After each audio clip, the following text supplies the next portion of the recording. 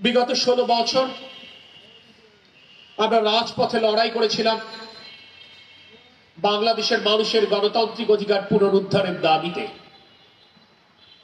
এই দীর্ঘ লড়াই করতে গিয়ে আমরা একদিকে যেমন নিজেরা প্রশিক্ষিত হয়েছি, তৈরি হয়েছি, এবং এই প্রশিক্ষিত তৈরি হওয়ার মধ্যে আমরা আমাদের অগণিত সহযোদ্ধাদেরকে হারিয়েছি। আজকের আয়োজনে আমি গভীর শ্রদ্ধা বলে তাদেরকে স্মরণ করতে চাই। আপনারা নিশ্চয়ই আজকের এই নতুন বাংলাদেশে গত 16 বছরের গণতান্ত্রিক আন্দোলনে বিএনপির যে 7 শতাধিক টকবকে যুবক হারিয়ে গেছেন, গুম হয়ে গেছেন, যাদের পরিবার, যাদের সন্তান জানে না আজও তাদের স্বজন কিংবা বাবা বেঁচে আছেন কিনা, আদৌ কবে ফিরবে, সেই 7 শতাধিক গুমের শিকার সহযোদ্ধাদের নিশ্চয়ই আমরা ভুলে যাব না। আমরা নিশ্চয়ই ভুলতে পারি না আমার সেই 5000 সহযোদ্ধাকে যারা বিচার বহির্ভূত হত্যাকাণ্ডের শিকার হয়েছেন।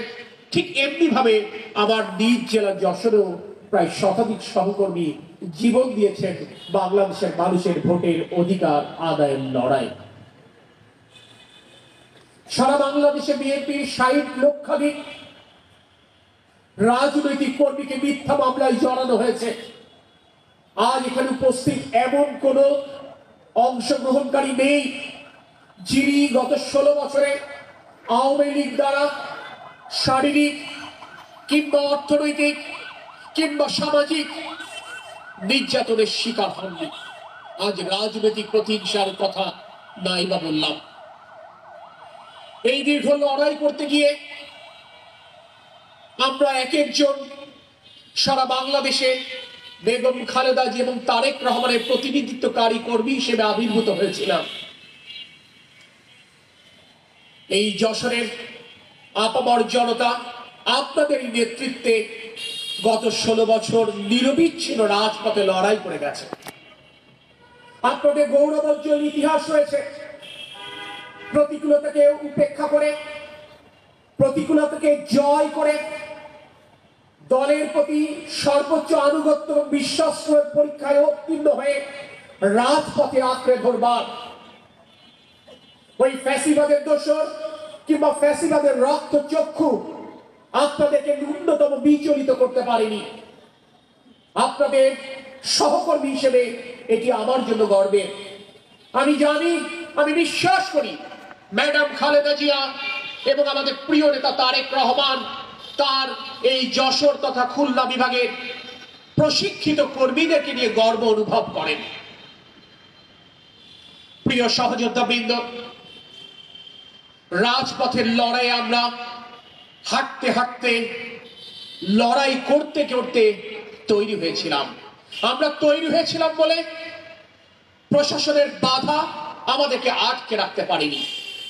কিন্তু আজ 5ই আগস্ট গণ অভ্যুত্থান পরবর্তী বাংলাদেশে নতুন বাংলাদেশ গড়বার সময়, যেই বাংলাদেশের স্বপ্ন দেখে আজ 18 কোটি জনতা, যেই বাংলাদেশে কোনো বৈষম্য থাকবে না মানুষে মানুষে, ধর্মীয় বিশ্বাস কিংবা রাজনৈতিক দর্শনের ভিন্নতার কারণে কোনো মানুষকে পার্থক্য করা হবে না, এমন বাংলাদেশই আজ মানুষের প্রত্যাশা। সেই প্রত্যাশা পূরণ করবার জন্য 18 কোটি মানুষ যেই ব্যক্তির দিকে মুখ তাকিয়ে চেয়ে রয়েছেন তিনি আর কেউ নন, আমাদের প্রিয় নেতা তারেক রহমান।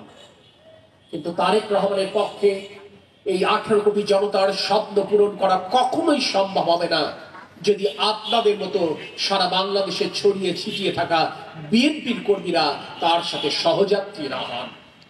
আপনারা গত 16 বছরে তারেক রহমানের সহযাত্রী ছিলেন বলেই শেখ হাসিনাকে পদত্যাগ করে বাংলাদেশ ছেড়ে পালিয়ে যেতে হয়েছে। আমরা বিশ্বাস করি আপনারা যদি আগামী নতুন অভিযাত্রায় আমাদের প্রিয় নেতা তারেক রহমানের সহযাত্রী হন, নিশ্চয়ই কাঙ্ক্ষিত বাংলাদেশ গড়তে আমরা সক্ষম হব ইনশাআল্লাহ। প্রিয় সাথী ও সহযোদ্ধাবৃন্দ, আজকের এই আয়োজন নিছক কোনো মত বিনিময় সভা নয়, এটি একটি কর্মশালা। কর্মশালা সহজ কথায় এখানে আমরা পড়ালেখা করব। দীর্ঘদিন পড়ালেখা করবার অভ্যাসটা আমাদের হারিয়ে গেছে। এক জায়গায় দীর্ঘক্ষণ বসে থাকা অত্যন্ত কঠিন আমরা জানি, কিন্তু আপনাদের এই কঠিন কাজটি করতে হবে। আপনারা যদি এই কঠিন কাজটি আজকে করতে পারেন তাহলেই বুঝবো আপনারা তারেক রহমানের আগামী দিনের নতুন বাংলাদেশ গড়বার যাত্রায় সহযাত্রী হতে চান।